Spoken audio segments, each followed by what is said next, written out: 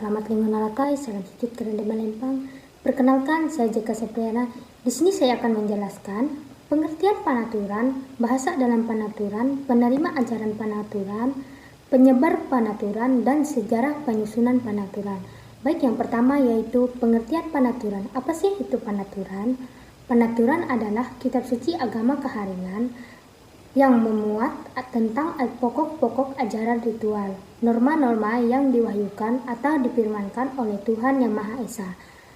Dalam umat Hindu Keharingan disebut dengan Ranying Hatala Langit, Tuhan Tampin Kebetulan Bulan, Raja Tuntung Mata Andau, Jatak Belang Bulau, Kanaruhan Bapa Gerhintan. Yang kedua yaitu bahasa dalam panaturan.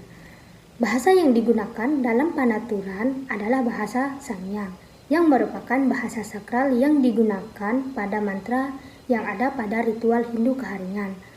Yang dimaksud dengan bahasa Sangyang adalah suatu sarana komunikasi yang digunakan oleh Ranying Hatala Langit dalam menyampaikan firman atau wahyu kepada para dewa atau Sangyang, dalam menyampaikan pikiran, ide, gagasan, dan perasaannya baik di pantai Danum Sangyang maupun di dunia nyata.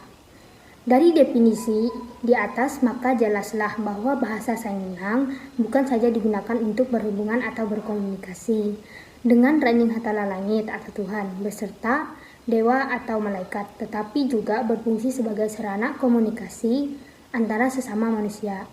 Yang ketiga yaitu penerima ajaran panaturan.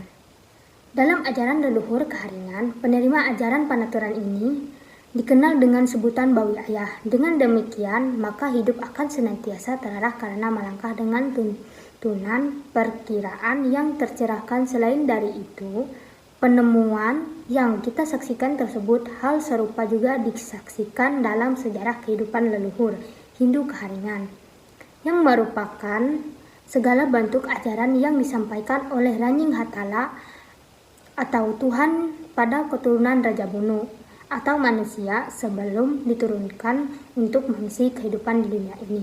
Hal tersebut menceritakan dalam pasal 41 Panaturan. Jadi, penerima ajaran kitab suci Panaturan adalah penganut Keharingan atau keturunan Raja Bunu. Yang keempat yaitu penyebar Panaturan.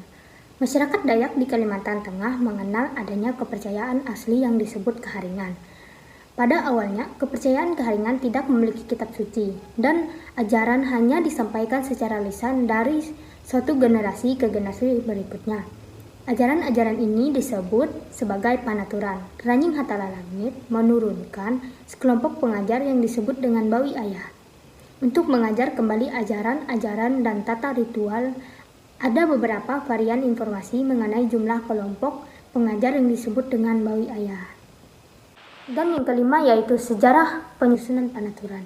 Penyusunan kitab suci Panaturan melalui proses yang sangat panjang, serta merupakan suatu perjuangan tokoh-tokoh Keharingan yang diawali dari rapat damai Tumbanganoi.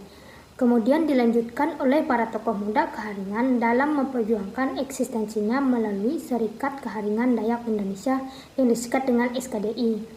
Hal memperjuangkan Provinsi Kalimantan Tengah. Dan melalui SKDI inilah pertama kali menyatakan Keharingan sebagai agama, sebagai upaya yang dilakukan oleh para tokoh Keharingan untuk menyusun sebuah kitab suci dalam bentuk buku.